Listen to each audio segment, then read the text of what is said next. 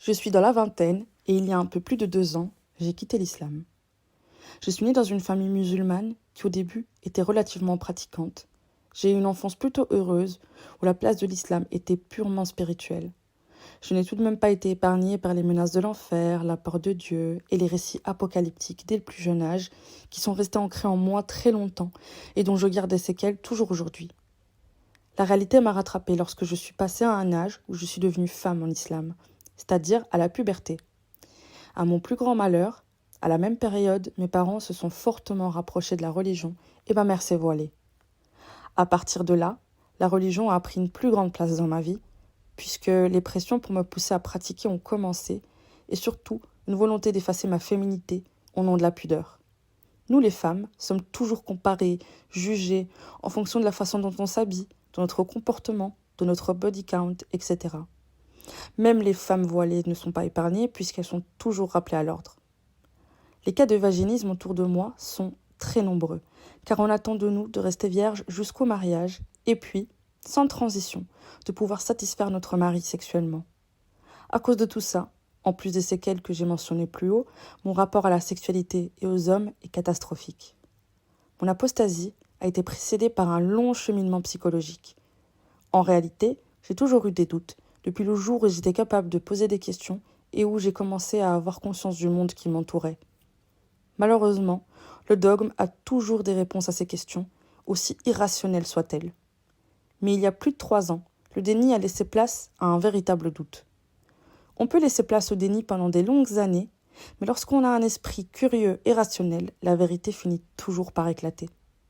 Je me suis toujours entourée de personnes extrêmement diversifiées, de toute origine, croyance et orientation sexuelle. Cela m'a permis d'avoir une très grande ouverture d'esprit.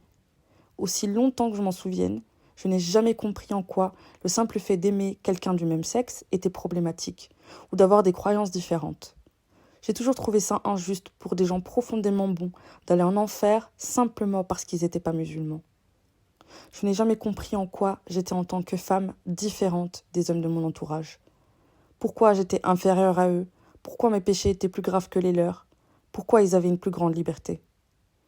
J'ai eu des périodes où j'étais très pratiquante et d'autres où ma foi était en baisse. Et durant ces périodes où je délaissais l'islam, la culpabilité me rongeait. J'habite actuellement chez mes parents, dans une ville avec une forte population musulmane. Je porte donc un masque au quotidien. Faire un coming out est tout simplement inenvisageable chez nous. Car faire partie d'une autre religion ou être athée, c'est la pire chose possible. On pourrait comparer ça à l'homosexualité. Au mieux, tu seras excommunié ou on mettra ça sur le dos de la possession, ce qui implique toute une série d'exorcismes et de pressions psychologiques ignobles. Pour les moins chanceux, ça peut même aller jusqu'à la violence physique, voire la mort. Aujourd'hui, je suis partagée entre bonheur et souffrance. Bonheur parce que depuis mon apostasie, je revis. Je ne suis plus angoissée à cause de la culpabilité, la peur de l'enfer, etc. J'essaye de profiter un maximum de la vie, car je sais que tout peut s'arrêter d'un moment à l'autre. Souffrance, car malheureusement, ma situation ne me permet pas de faire ce que je veux. Je ne suis pas totalement libre et je suis contrainte de pratiquer lorsque je suis entourée de ma famille, de mes amis ou de mes collègues musulmans. Heureusement, je suis entourée par une communauté exceptionnelle d'apostats qui fait partie de ma vie depuis plus de 2 ans et qui m'a soutenue dans mes moments les plus compliqués. J'espère un jour pouvoir partir loin pour retrouver une liberté totale où je n'aurai pas peur de dire ce que je pense, c'est-à-dire que je ne crois pas en Dieu.